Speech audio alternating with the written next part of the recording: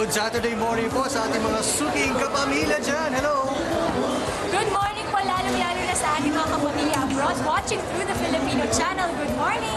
Oy, very special ang araw na to. Yes! 5 taon na sa ere po ang kabuhayang swak na swak. Maraming salamat po sa inyong lahat.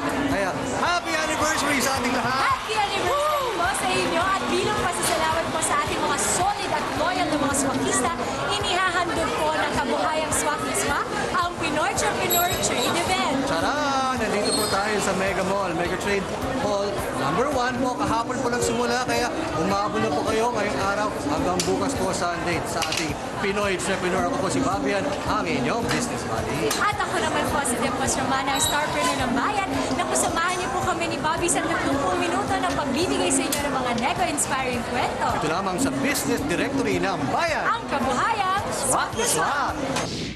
Ngayong Sabado, tuloy-tuloy ang pag-asenso.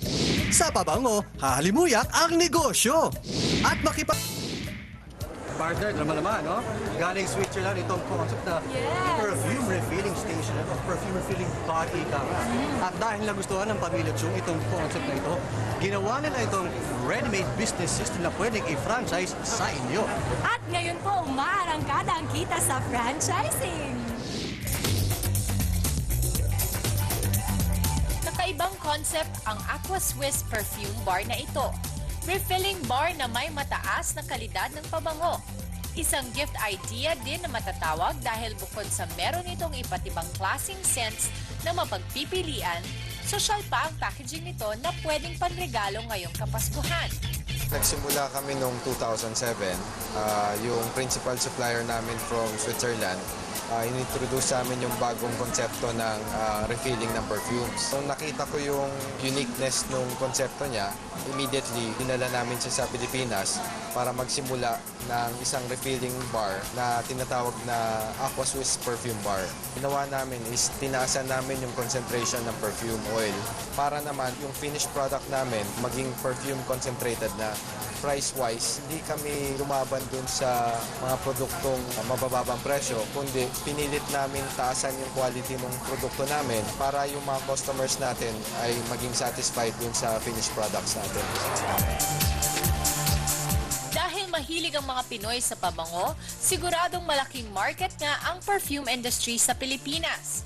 Napatunayan ito ni Mr. June Suarez, isang OFW, nang mag-franchise siya ng unang Aqua Swiss Perfume Bar. At sa loob ng 2 taon, naging 4 na perfume bar na ang kanyang napatayo, lahat ng mga ito nasa mga malls sa South Luzon. Product kasi ng Aqua is more particular in perfume and kami lang ang nagbebenta. No? So, pag may lumapit na customer, talaga nagugusto na nila. Kapag nakita na talaga na napatunayan mo bangot, bumabalik sila. Meron ng 32 branches ang Aqua Swiss Perfume sa buong Pilipinas. Walang talo kapag sa matataong lugar o malls ito ay pupwesto. We offer 2 types. Yung one is the cart type and the kiosk type. Yung cart type, all-in price namin is 250,000. It includes yung franchise fee na 85,000 for 3 years. Kiosk type naman is 350,000. For 3 years na rin yung franchise fee niya. Nandun na yung lahat na kakailanganin nyo to start the business. Para kay Mr. June, natutuwa siya na hindi nasayang ang kanyang hard-earned money dahil bukod sa kumikita ang kanyang business, nag-e-enjoy din siya dito. Ang isang negosyo, wala naman sa puso mo, hindi mo siya mabibigyan ng pansin eh. Gusto ko to, habang nakabakasyon ako, kumikita ako. Ito ang negosyong hindi napapanis at hindi nasisira. Madaling i-manage dahil ready business system mong makukuha.